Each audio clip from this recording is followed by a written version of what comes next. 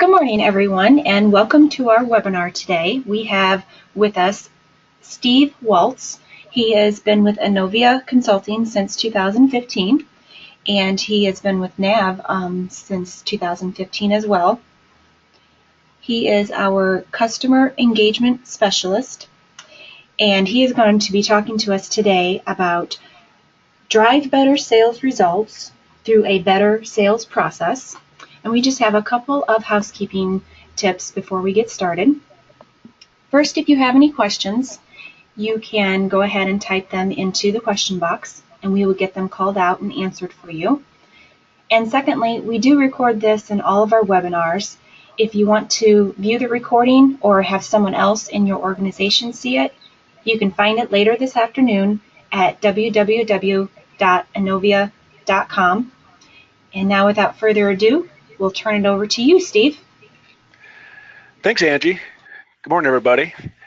Welcome to today's webinar. As Angie said, it's driving better sales through a better sales process. And that's an interesting statement because as I work with companies and ask about what are your defined sales process, there's a lot of different variants. And so a lot of companies really don't have sales process, or when they automate it, they're really not sales process they're automating. It's things that salespeople have done. So the goal of the program is to help you make sense on how to automate something that's really not set as far as a process.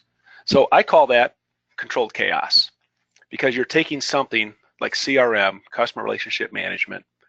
It's one of the few software programs that companies will buy and implement and then try to figure it out once they do it. So what we're going to try to do in this program is really help you put together a game plan. So when you implement or have implemented CRM and you're trying to improve your reporting and your sales processes, that this should really help you out. And as Angie said, my name is Steve Waltz. I've been in the field of sales and marketing for over 30 years.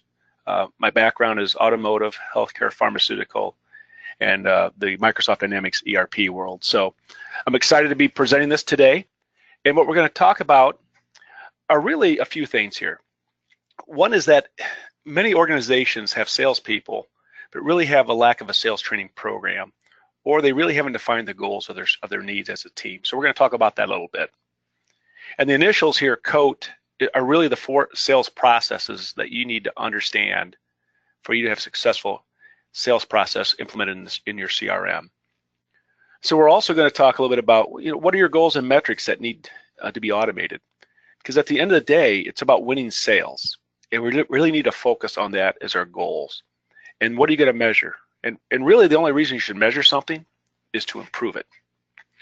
We're going to get into automating activities or to-dos, kind of what are the differences of that and opportunities, and what are really our account plans. And lastly, and most importantly, probably one of the things that has been really left off is investing in sales management. For some reason, companies feel that when they promote a good salesperson or bring somebody in from the outside as a sales manager, that they're going to be good to go, and put very little resources into training them. And one of the best ROIs you can get in your organization is invested heavily in your sales management team and keeping them properly trained. So let's talk about your sales training needs. I'm big on the sales numbers, and if you think about it, 90% of salespeople have never been to a seminar or read a book. So the majority of the people on this webinar, when this is done, will have as much, if not more, training than a lot of salespeople. And it's the 80-20 rule. It's that the top 20 are the ones that make it a career, the ones that really get focused and want to really dive into selling. They read books, they go to seminars, and as I have on here, is you need to decide on your training needs. Do you have growth plans for your salespeople, right? Do you realize that there's YouTube videos out there that are no charge that can really deep dive into what your company sells? There's a ton on software. There's a ton on every type of product out there. And one thing that's kind of left is going beyond the product knowledge and internal processes once an order is processed. And what I mean by that is a salesperson can sell a product, but it really gets into the customer experience on if it's not delivered correctly, if it's not billed correctly, or if the quality's poor, then it's really going to be difficult to get a repeat sales. And how is the salesperson or the account manager kept aware of that? So really there needs to be a process in place, and that's where CRM can really help you out. There can be notes of what's going on. So that way everybody in the organization kind of knows, because the CRM can really help you improve the customer experience. Another thing is ask your sales team what they really need, because we're going to talk about coaching quite a bit in this. And if it's one of these things where, this is what you're expected to do, and it's an environment where the salespeople are afraid to go to the sales management or leadership team to ask for help, it's going to be very difficult. So we want to create a coaching environment, and one of the ways of doing that is asking your team where they might need help. And lastly, what I have on here, what I made mention is don't forget about your sales managers. So let's kind of talk about selling principles. A lot of salespeople that I have talked with, the ones that are really successful, really understand the laws of human nature. And the number one law of human nature is the law of reciprocity, right? It's to be fair. Ever since we've been children, you've heard it from your kids. Like, that's not fair. Why did he get that? That's not fair. And in essence, it's kind of built into us as people, because it is a people business, that if somebody does something good for you or something nice, you want to reciprocate and do something nice or help them out also. But in business, what companies don't realize is that it works the other way too. If something goes wrong or doesn't go the way it's supposed to, if the law is to be fair or even the score, then your customer might be upset also and want to even the score. And one of the things, as far as I have on here too, is the pain versus pleasure. If you ever listen to Tony Robbins, he really talks about that quite a bit. People do things for two reasons. They do it because it brings them pleasure, or they do it to avoid pain, or the pain is so bad they're forced to make a decision. So most companies, most people, when it's time to make a purchasing decision, it's mainly the pain that drives them to the decision. And below that, I have understanding the numbers of selling. So if you think about it, if you really haven't saw the numbers, it's pretty profound. And right here, I have half the salespeople don't even ask for the sales. And I've been fortunate enough to work with many talented salespeople, go on sales calls, great PowerPoint presentations, and when they're done, they ask, so what do you think? And most people say, oh, it's great, that's fine. And they close up their laptop and never really ask for anything. And it's not just asking for the sale, it's really asking for the next steps. Because customers want to know, one, you're interested, and two, you're going to help them achieve their goals, and then what are the next steps to get us there? And what's even more profound is the follow-up in this world of selling. Half of the salespeople don't even follow up.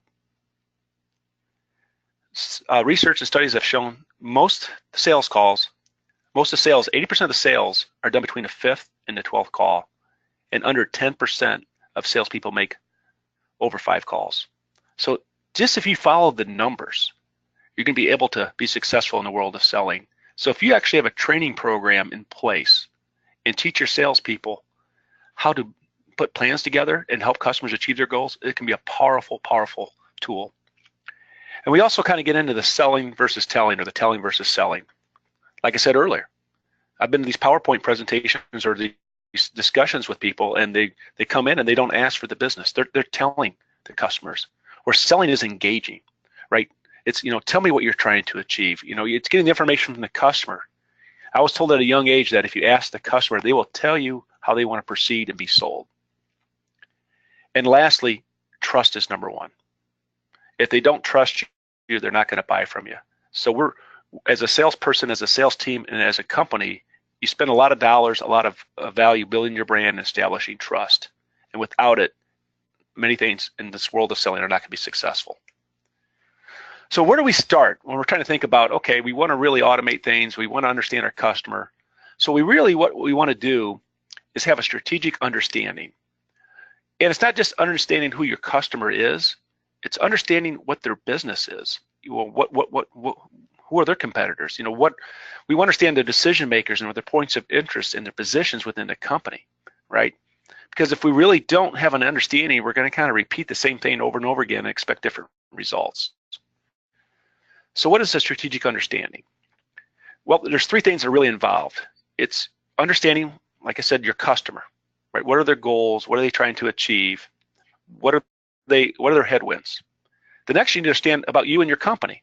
So I have Innovia down there. What are our capabilities? How are we able to engage with the customer? What are our resources? And the third piece of this puzzle is the competition. What is the competition doing?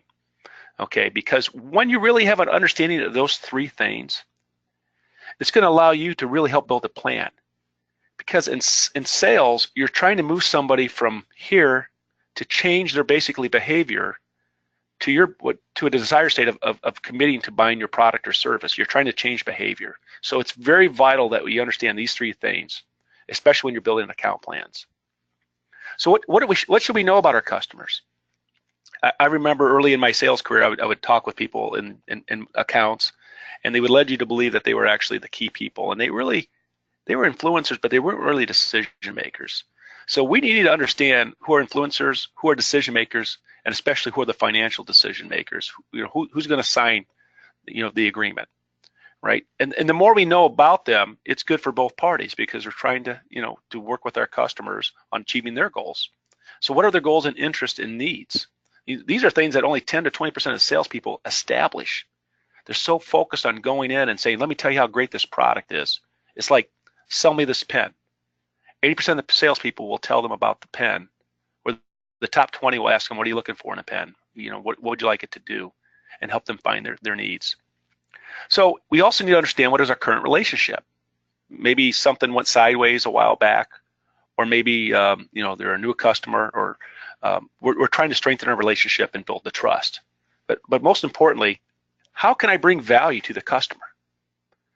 Why are you sitting across from me? What do you have to offer for me and my company? We need to understand what they're using and why. We sell ERP systems here, and the versions go back many, many years. And one of the things that we talk about is, why did they choose that to begin with? What drove to that, and why did they choose that? And maybe somebody that's not even here chose that, and then they've been using it for so long, or maybe it's if it's not broke, don't fix it type mentality, or it's really on why should I look at what you're having to offer and talk to me. And then also it's very vital to understand what's your competitors doing, what are their strategies and tactics, how are they approaching that. So that's going to help you build a plan. So if you remember the agenda, I had the word coat. And I put that picture of Donny Osmond out there because he's in the play in the Technicolor, Joseph in a Technicolor Dreamcoat. And it's a coat of many colors. And there's many sales processes. There's basically 4. There was a book done called Cracking the Sales Management Code by Jason Jordan. And what Jason did is he basically did a lot of research and studies to find out what are the processes that companies have, what can be influenced, what are things that we can do, right? And what's the best way to set things up? And they came up with this 4-tier sales process. And the call management is primarily the one that most companies and salespeople understand. So if you look at call management, there's three steps to it. And the first step, I would say half the salespeople don't do. Pre-call planning. Why are you here, right? And what are you going to talk about? Are you looking ahead? What objections might come up? What if you know the customer, you should really have an idea of who the customer is and what their pain points are. And the second part is what majority of salespeople do is you execute the sales call. And then one of the biggest struggles of CRM and what I hear from companies is getting the salesperson to debrief and document the call. Now, I can't remember what I talked to somebody about 4 weeks ago. So I try to put my notes in there, and it takes only a few minutes to put my notes in there. This is what we talked about. This was their pain points. This is the follow-up I'm going to do, and so forth. So the goal is to really improve the quality of individual customer reactions. So what I'm kind of going to do is kind of use a scenario throughout this call on how this works. Because I want you to think about there's a customer, a restaurant chain, and I like to use Bob because I have a brother Bob and an uncle Bob, and they're both salespeople. And so this one restaurant is a very large restaurant, and in the previous sales appointments in the past, we realized that the owner has brought up that their stove has had some issues. And so you can tell that he was nervous. So instead of going in just to kind of see where they're at, we want to establish okay, what can we do to help the customer? So I'm going to do some research on some stoves from the manufacturers that I sell. And I found a couple of stoves that were a year-old model that these manufacturers really want to move. and get a good discounted price. So what I'm doing is I'm trying to think of what else is going to come up, because what are two things that always come up that people don't buy? Money and time. So in the discussion, when Bob goes back to talk with this customer, he's going to bring up, last time when we got together, we talked about your stoves and that they weren't doing well. Can you tell me, what would happen if the stove goes out? Oh, if the stove went out on a weekend, about 60% of our business is on Friday and Saturday nights. So what I'm hearing you saying is that if those stoves go out, that would really profoundly affect your business. Correct. And so you get into the conversation of the issues of the stove. So in the discussion, you could bring up that, well, I want to let you know that I found these couple manufacturers that are really trying to move these stoves. I'd be more than happy to either talk to you now about them or bring in these companies to present their products. You're engaging now in a conversation that you put effort into pre-call planning. So maybe he says, well, you know what, I'd be very interested. Let's go ahead and move forward and have those people come in. So now you can create another activity to follow up with those people from the other companies that manufacture those stoves to make up an appointment to go in and talk to your customer. So basically, those are things that you're doing in your call and your call management. So I'm going to go into the next process, which is called opportunity management. Well, let's say in that conversation, when you're talking with him, he made a comment that the refrigerator that they're storing the stuff in is as old as the stove, and he's kind of worried about it. So now you're having more than one type of sales activity in that account, because now there's two separate needs, but not the same sales process. So we want to remain focused on the stove, but also know that there's now an opportunity for the refrigerator. So we need to kind of put a plan in place, for both. So now you're kind of creating more of an opportunity type of management, because you're really going to have like multi-stage deals within these accounts. Then also, when you're talking to the owner or whoever you're talking to this place, you can kind of get into, well, you own 4 other restaurants, so how long they've been using their equipment, and then you can identify maybe that some of the restaurants are using equipment that are the same, and some that maybe the restaurants are newer and they don't have the equipment. But you can really start focusing on the different opportunities that are now in your CRM, and it's great to document this because you can kind of start creating a plan, because call management plans have multiple sales cycles. So now we're going to get into account management, and most companies have account managers.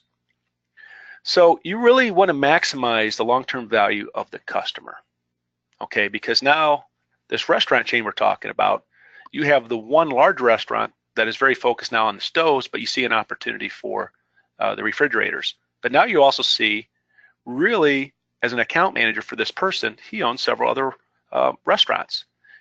Maybe who are the people, who are the players, or who are the stakeholders in those restaurants.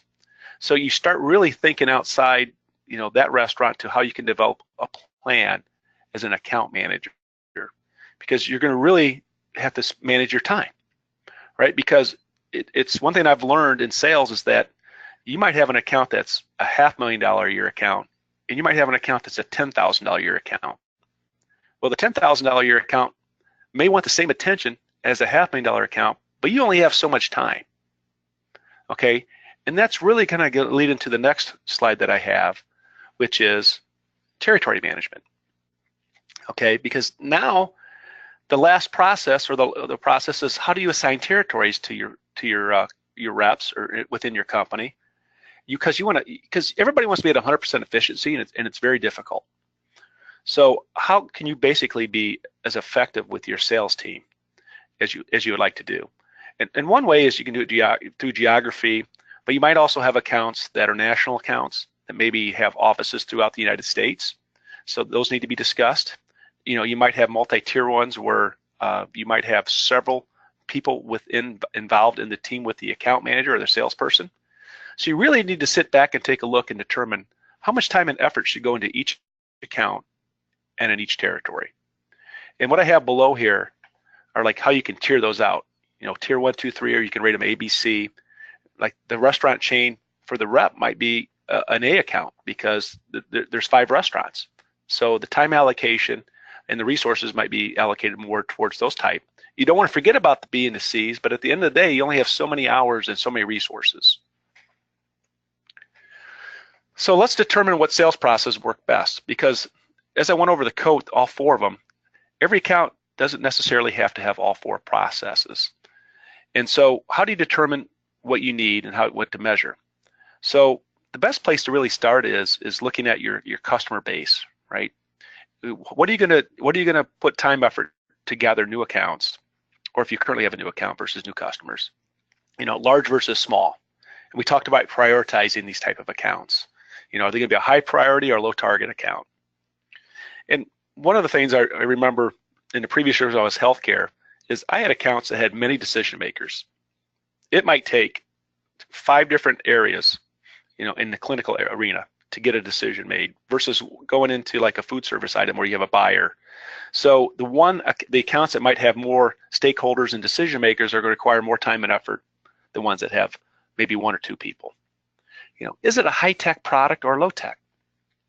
What's interesting is I've had discussions with our salespeople is, why do you stay away from promoting products that are really higher tech and go to the lower hanging fruit or the ones that are easier to sell? And some of it can be incentive on how they're paid for it, but some of it is because they don't maybe feel trained enough on the higher tech products. And it's one of those things where the higher margin products or the larger products, and if you read spin selling, when you're selling steps to get to a defined goal, it takes a longer period of time. And they really had no planning measures in the past to really make that successful.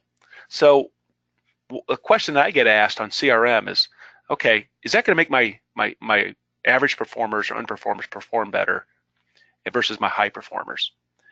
And what it's really going to do is going to help you automate and help put plans together, which should make everybody rise, okay? Because if these complicated sales that require higher tech or require more call points, in the past you really didn't have plans. Oh, I'll call George in 4 weeks, or I'll follow up here. Now when you get into account planning, as we talked about the sales activities and the opportunities, and you start putting together account plans, how often you want to call on them, are they a account? You can really start putting things together on what do you need to do for the next step.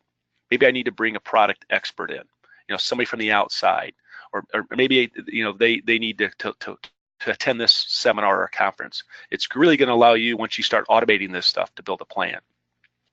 And you have the long versus the short sales cycles, where everybody likes the shorter ones, but the higher the dollar, the higher the capital expenditure, seems like the process is longer. So one of the most important areas that is really left out is engaging your sales management team. Because what can sales leaders really influence? That is probably the hardest job, and probably can really make or break companies is the field sales managers, the VP of sales. I mean, because they're hearing it from the sales force and the customers, but they're also dealing up with the sales management and sales senior leadership. What's interesting is if you never had anything automated before, it used to be in the past, the message up to senior management from the sales leadership team was, okay, this is our number for the quarter. This is the amount of seminars we're going to do. Our sales team is going to be deployed this way. These are the events we're going to go to, and this is how we're going to hit our number. And that was accepted, and it's still accepted in a lot of companies. But now, when you implement CRM and the activities and everything that we talked about is documented and timestamped, people that never really got to look at activities can now look at activities. And it kind of gives them a false sense of participation. And now they're looking at things, they're looking at what people are actually doing when they never got to see. So those need to be discussed on how you're going to handle that. Because as a salesperson, if somebody from another group in marketing or sales or distribution calls you up and says, hey, I noticed you only made 20 calls this week, you're like, okay. It's like Big Brother watching what's going on. And that creates anxiety. And we really don't want to go there. So we need to have a well thought out plan with your sales management team on how we're going to deal with that. Because the sales leader can really influence and make this successful. Without their buy-in and without their training and implementation, you're going to find out why over 50% of CRM implementations fail.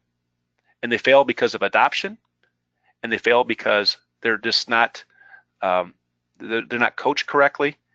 And it's something that the sales managers really need to be heavily involved in. So let's get back to how do you have a defined strategy and a framework to coach and develop your team. So that at the sales management level, they need to be involved in sales meetings and planning on how to train and be involved with their sales team. Because right now, how are your sales managers trained on how to coach? Or are they leaving with the blindfold? Because adequate training to sales reps with little training to sales manager leads to failure. So what are the top components for top sales management? I was told the number one thing for a sales manager is to find and attract and retain talent, right? Because everybody wants the best salespeople. And if you think about the 80-20 rule, I think it's really the 90-10. I call them the GSDs, the get stuff done people. How do you find and maintain those people? So then number two is how do you go have a plan in place to improve their skill development? And then number three is really how do you engage with your sales team? How do you get them to be committed and see their desire rise, right? You want them to be part of the team. You want to get them involved and engaged. And lastly, trust, right? There has to be trust between the sales team and the sales management. Otherwise, things are not going to go smoothly. So the question I asked, are your sales managers being effectively, consistently trained and coaching their sales team? And so what is coaching? I remember years ago, I dealt with some people that did some consulting, and they talked about coaching, and I really didn't understand it. And in essence, I was actually seeking coaching without knowing it. I would reach out to my peers and ask them, what would you do in this situation? What would you do in that situation? And I'd reach out to those that did it, that were at the top of their game. And coaching is the art of creating possibility. And if you look at selling is also the art of creating possibility. So synergistically, they work together. But what happens a lot in sales management is that the sales manager will say, I need you to hit your number, make your quota. Okay. And that's kind of what they're trained. So, and the sales rep's thinking, well, if I knew how to hit my quota, I wouldn't really be asking for help. So why don't you help me hit my quota? And typically is it because the sales manager is too busy telling other people to hit their numbers? And so we want them to be more of a coach. We want the environment not to be a compliance environment, right? As we talked about before, why'd you make this many calls? What are you doing here? It needs to be, a coaching perspective. So what I put on here is, what are you really saying when you tell your people and you jump in too soon? A lot of sales managers will jump in and when a salesman presents them a problem and say, you should do this, this, and this. When you do that, you're basically kind of like your kids, right? You're telling them that you will think for them and do their job for them and tell them what to do. And that leads to a problem. That creates dependency. So every time if there's a problem in the field and the salesman tries to go in and fix it, you're really creating this dependency. And they're gonna start wondering, do I need to reach out to you all the time when I have a problem? So we want to develop and not depend. So what is the framework for doing that for sales coaching? The what, why, and the how, right? What's happened, what's going on, and then let the salesperson tell you this is what's going on in the account. Okay, and what happened? How did it get here? We want to know what the root cause was. We want to uncover the gap. And so now we want to ask the salesperson how, right? How we want to ask questions to help them create a solution on solving that problem versus telling them what to do, right? And then when they get to the point where they're needing help, you can kind of get into that conversation. You want to get in the conversation to coach them and help them. So what are some low risk coaching questions you can ask? Because when you create it, when your people create it, they own it, versus you being the one to jump in all the time, right? We want to seek to understand their point of view because everybody has an opinion. I want you to think if you have kids or when you're a kid, let's say you kicked your brother in the leg and you got caught by your parents and your dad said, okay, apologize to your brother. I don't want to apologize to my brother. No, you're going to apologize to your brother. It's almost like being so adamant. You're going to apologize to your brother. And then they finally say they're sorry. And the reason we do that is we want them to speak it so they own it. And so they committed to it, right? So when you enable your sales team to really create solutions. It's a powerful engine. So we always want to align, right? The first thing is we want to now, is now a good time to talk about this? Because they're in the middle of 5 things and they're going to give you a short answer. That may not be the best time. So we really want to align with them and let them know that we're trying to help them. And then we want to assess the situation. What have you tried so far? Okay, and how you've handled situations like this in the past. We want them to get them thinking. And then it leads into the number 3 here, which is to self-generate the solution, right? So what's your opinion on how to handle this? Because one thing about good salespeople, it's like Michael Jordan being a coach. If Michael Jordan's a manager and a coach, the people under him, 99% of them can't do what he did as a player. So he has to find out what their strengths are and let them build off the strengths. And I think that's one of the reasons Michael Jordan has really never coached. So when we self-generate the solution, we want them to kind of, think about it, how to build the solution.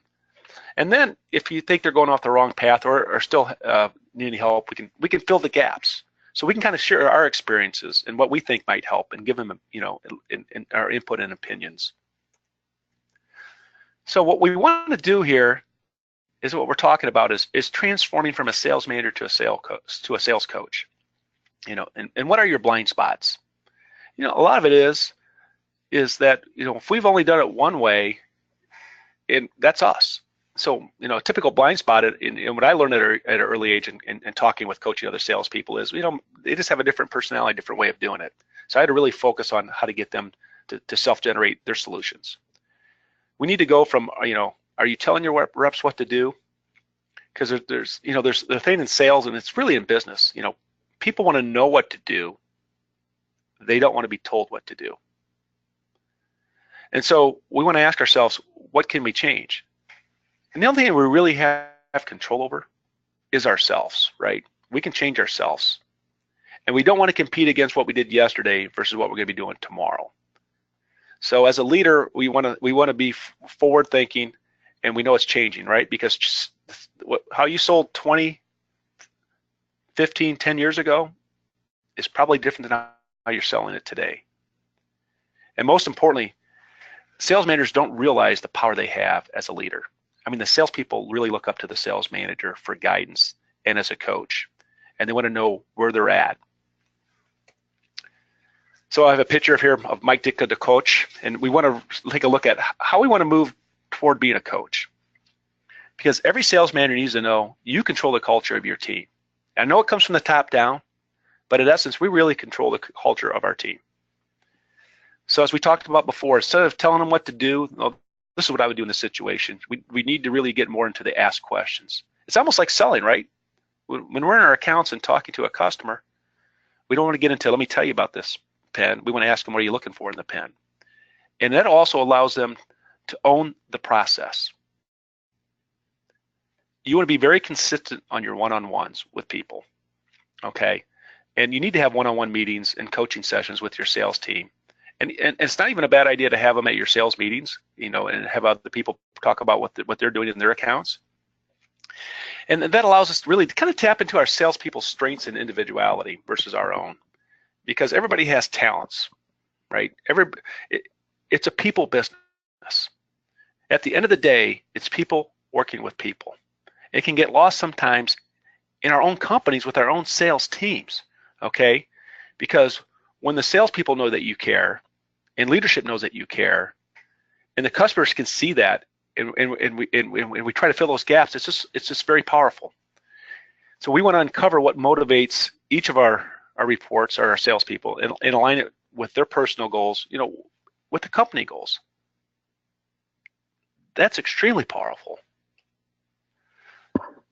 So I have a picture here, being a Cub fan, of David Ross holding the World Series trophy that only took 108 years. So what I have here is what creates sales champions. Well, sales training doesn't develop champions, leaders do. You can have the greatest sales training program in the world, but unless you're a leader versus a manager, it's going to be hard to do. And any desired behavioral change cannot be sustained without coaching. Because if you're trying to get somebody to change a behavior or work on something, and you have a one-off conversation, and you don't revisit that to see how they're doing, it's not going to stick. As I said before, coaching is the art of creating possibility. So are you driving your own agenda? Are you truly creating a new possibility for your sales team? So lastly, what I have here is you don't want to be the chief problem solver. You don't want your reps to be dependent on you. You want to help them build these plans, right? We talked about the code, to help them run those plans and then kind of have discussions with them to how things are going and how you can help them achieve those plans. And lastly, you want to let your people do their jobs. So Angie, that's kind of the end of the presentation. I wanted to thank everybody and let everybody know that we are going to be out in Summit in Nashville coming up here October 10th through the 14th. And if you're going to be there, we hope that you stop by the booth. So I'm going to open up for any questions.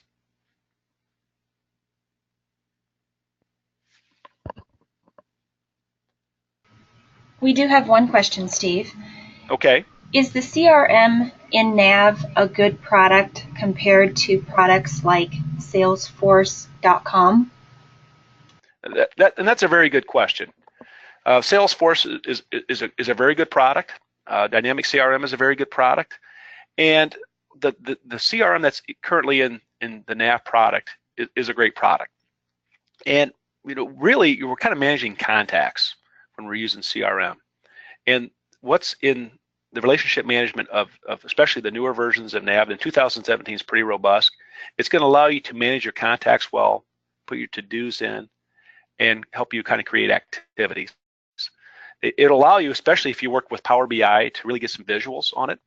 Some of the things that these other CRM products have, they have great pictures, they have some extended functionality, but they cost a lot of money.